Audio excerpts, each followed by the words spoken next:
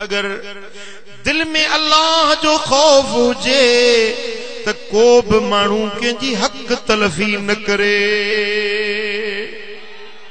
अज जेकॾहिं हारीअ खे वझ थो लगे तो जमींदार जो अन्न चोराए खणी तो वञे, ओ अदा तोखे जमींदार त कोन थो ॾिसे पर वाहिदुल क़हार तोखे ॾिसी रहियो आहे।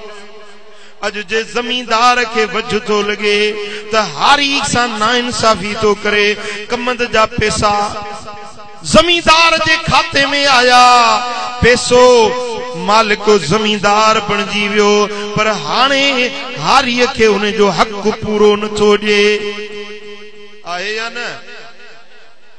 जेकॾहिं अल्लाह जो खौफ हुजे त कदें भी जमींदार पंजे हारिन जा नंग न निहारे, उनन जा हक न खाए, मिस्कीनन जा जुल्म सा माल न फबाए। जेकॾहिं कब्जे खोर जे दिल में तकवा हुजे त परावन जमीन नहीं प्लाटन ते कब्जा न करे। जे मास्टर जे दिल में खुदा जो खौफ हुजे, पगार खणे हिकड़े डी वही सजे महीने जो सयूं करे दो जी, या पगार तुझे ला हलाल नाहे, तुझे बच्चन जे ला हलाल नाहे, ड्यूटी कई कोन ये मुफ्त जा पैसा खणी आए।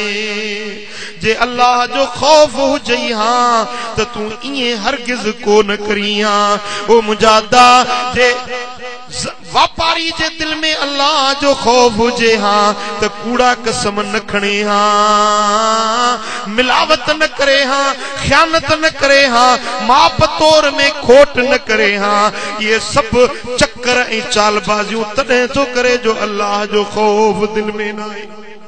ओ मुझी अम्मा, ओ मुझी भेण, जे तुझे दिल में खौफ हुजे हाँ तो पंहिंजी कुराड़ी ससु सां इए झेड़ो कोन करी हाँ। जे खुदा जो खौफ हुजे हाँ तो पंहिंजे मुड़स मिस्कीन के इए न इज़ाई हाँ। जे अल्लाह जो खौफ हुजे हाँ तो इए परायूं गिलाऊं न करी हाँ, इए परायूं चोरियूं न करी हाँ, इए परावा सुट्र पट्र न चोराई हाँ। ओ अदी तुझे दिल मां खुदा जो खौफ निकरी वियो, न नमाज याद आ, न रोजो याद आ, न कब्र क़यामत याद आ। सबब इहो आ जो दिल मां खौफे खुदा निकरी वियो।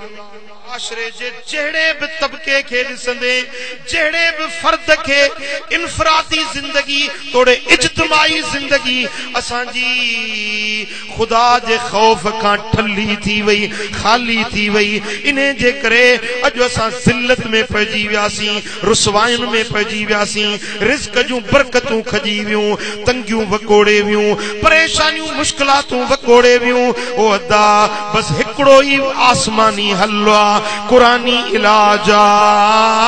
अल्लाह जे फुरकान जो फरमाना, तू अल्लाह जो खौफ सीने में रख, तुझा सब मामला रब ठाहे चलींदो। एड़ो सबक थई जो ही सबक दिल ते लिखण जेड़ो आ। ओ मुझा भा, ओ मुझा अदा, जैसी तई मुझो आवाज पहुंची रहो आ। अज 15 शबान शबे बरात जे मुबारक रात जो तुझे ला सबक तो दिया। इन्हें सबक के विसारे न छड़ जाए, दिल ता उतारे न छड़ जाए। इहो सबक याम ते लिखी खणी वञ जाए।